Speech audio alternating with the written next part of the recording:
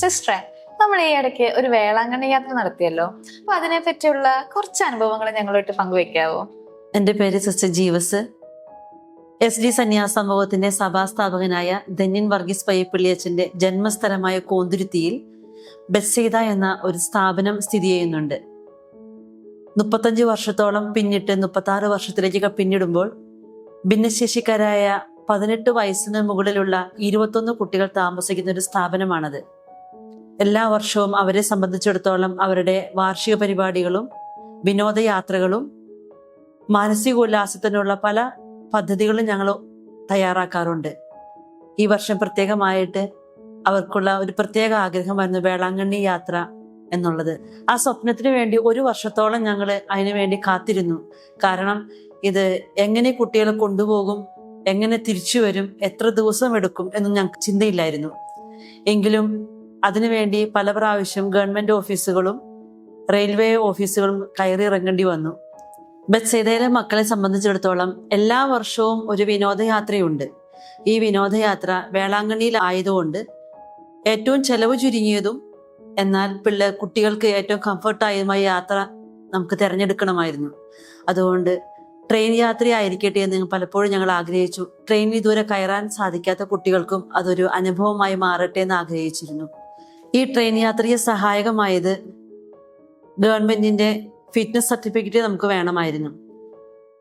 Ernakulam government ആശുപത്രിയിൽ പല പ്രാവശ്യമായി കുട്ടികളെ കൊണ്ടുപോയി അവർ ഫിറ്റ്നസ് എടുക്കാനും അതിനുശേഷം റെയിൽവേ ടിക്കറ്റ് എടുക്കാനും ഞങ്ങൾക്ക് സാധിച്ചു എന്നുള്ളത് വലിയൊരു അത്ഭുതമായി തന്നെ കാണുന്നു. 21 കുട്ടികളും അവരുടെ എസ്കോർട്ടുമായിട്ട് 37 പേരുള്ള യാത്രയായിരുന്നു ഞങ്ങളുടെ വേളാങ്കണ്ണി യാത്ര. അതിലെ സിസ്റ്റേഴ്സും ഞങ്ങളുടെ കൂടെയുള്ള സ്റ്റാഫുമാരും ഞങ്ങളെ സഹായിക്കാനായി ഞങ്ങളുടെ കൂടെ എപ്പോഴുമുള്ള ഇടവക ജനങ്ങളും ഞങ്ങളുടെ കൂടെ ഉണ്ടായിരുന്നു. അതോടൊപ്പം തന്നെ സർപ്രൈസായി ഞങ്ങളുടെ ഇടവകയിൽ നിന്ന് തന്നെ ഞങ്ങളുടെ യാത്രയെ പരിഗണിച്ചുകൊണ്ടും ഞങ്ങളുടെ മക്കളെ സഹായിക്കണമെന്ന് ആഗ്രഹിച്ചുകൊണ്ടും കുറച്ച് കുടുംബങ്ങളും ഞങ്ങളുടെ ഒപ്പം ഉണ്ടായിരുന്നു. ഈ ഒരുമിച്ചുള്ള യാത്രയാണ് ഞങ്ങൾക്ക് ജീവിതത്തിൽ മറക്കാനാകാത്ത ഓർമ്മകളായി മാറിയത്. 2 രാത്രി ട്രെയിനിലും 1 രാത്രി വേളാങ്കണ്ണിയിലും ഞങ്ങൾ തങ്ങേണ്ടി വന്നു. ഒരു ദിവസം പോലും തങ്ങളുടെ മുറികളും സാധ്യതകളും മാറി നിൽക്കാൻ സാധിക്കാത്ത കുട്ടികളെ സംബന്ധിച്ചിടത്തോളം അത് വലിയൊരു അനുഭവമായി അവരുടെ ജീവിതത്തിന് മാറി. ഇതോടൊപ്പം തന്നെ ഗവൺമെന്റുമായിട്ടുള്ള ബന്ധങ്ങളിലെ പല സാറുമാരെയും പല ഉദ്യോഗസ്ഥരെയും നമ്മൾ പരിചയപ്പെടേണ്ടി വന്നു. ഓരോ പ്രാവശ്യം ഓഫീസ് കയറി ഇറങ്ങുമ്പോഴും ഞാൻ എപ്പോഴും ഓർക്കുക ധന്യൻ വർഗീസ് പയ്യപ്പള്ളിയച്ചന്റെ മാധ്യസ്ഥം എപ്പോഴും കൂടെ ഉണ്ടായിരുന്നു. കാരണം ഓരോ വ്യക്തികളെ നമ്മൾ കണ്ടുമുട്ടുമ്പോഴെല്ലാം അവരുടെ ഒരു പ്രത്യേക പരിഗണനയും അല്ലെങ്കിൽ ഒരു സഹായവും എപ്പോഴും ഞങ്ങളുടെ ഒപ്പം ഉണ്ട് എന്ന് ഞങ്ങൾക്ക് ഒരു ബോധ്യപ്പെട്ടായിരുന്നു. അവരുടെ ട്രെയിനിൽ കയറാനും ഇറങ്ങാനും യാത്ര ചെയ്യാനും എല്ലാ തരത്തിലും ഞങ്ങൾക്കൊരു വലിയൊരു ആശ്വാസമായിരുന്നു. വേളാങ്കണ്ണിയിൽ എത്തിയതിനു ശേഷം വേളാങ്കണ്ണിയുടെ എല്ലാ മുക്കുമൂലകളും എല്ലാ പള്ളികളും കയറി ഇറങ്ങാനുള്ള ഭാഗ്യം ഞങ്ങൾക്ക് ലഭിച്ചു. 8 വീൽചെയറുകൾ നിരന്നിങ്ങനെ യാത്ര ചെയ്യുമ്പോൾ അതൊരു മനോഹരമായ ഒരു യാത്ര തന്നെയായിരുന്നു.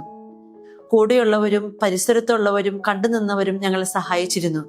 ഇതൊരു വലിയൊരു അത്ഭുതമായിട്ടാണ് ഓരോരുത്തരും നോക്കി നിന്നത്.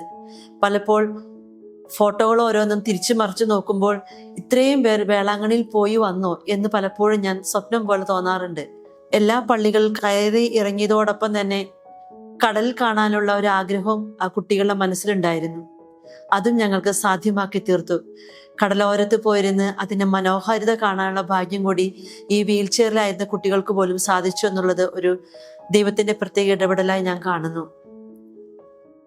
ഞങ്ങളുടെ വേളാങ്കണ്ണി യാത്രയുടെ മുന്നോട്ടുള്ള ഗമനത്തിൽ ഞങ്ങൾക്ക് ഒത്തിരി പോസിറ്റീവ് വൈബായി നിന്നത് ഞങ്ങളുടെ അന്നത്തെ വികാരിയായ ഫാദർ പോൾ ചിറ്റനപ്പള്ളിയച്ചനും കൊച്ചച്ചനുമാണ്.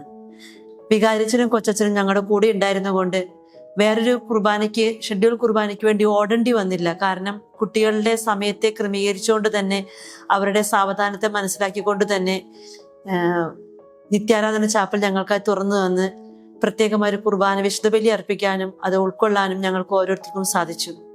ഈ യാത്രയിൽ ഞങ്ങളെ സഹായിച്ചത് കിഴക്കമ്പലത്തുള്ള ലിൻസൺ എന്ന ഒരു പയ്യനായിരുന്നു. അവന്റെ ബസ് സ്ഥിരമായി ഓടുന്ന ബസ്സിലെ സ്റ്റാഫുമാരെ അറേഞ്ച് ചെയ്തിട്ടുണ്ടായിരുന്നു. അതുകൊണ്ട് ഭക്ഷണ ക്രമീകരണങ്ങൾ താമസ സൗകര്യങ്ങളെല്ലാം അവിടെ സാധ്യമാക്കി തീർത്തു.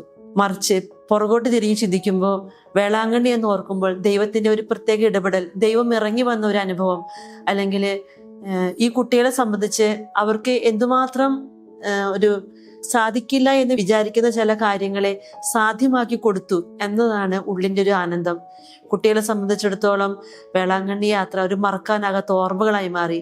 യാത്രകളിൽ ഞങ്ങളുടെ സന്തോഷങ്ങൾ പങ്കിടല്, തമാശകള്, കളികള്, ചിരികള്, എല്ലാം, ഭക്ഷണങ്ങള് എല്ലാം ഒന്നിച്ചു ചേർന്നുള്ള യാത്രകളെല്ലാം സന്തോഷപ്രദമാക്കി തീർത്തു.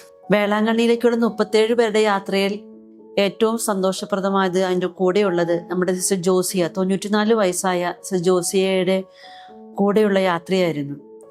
പ്രായത്തെ മറന്ന് ഞങ്ങളോടൊപ്പം എല്ലാ കാര്യങ്ങളിലും കൂട്ടിച്ചേർന്ന് നിൽക്കാനുള്ള വലിയൊരു ഭാഗ്യം ആ അമ്മയ്ക്കും സാധിച്ചു. കൂടെ യാത്ര ചെയ്യാൻ ഞങ്ങൾക്കും സാധിച്ചു.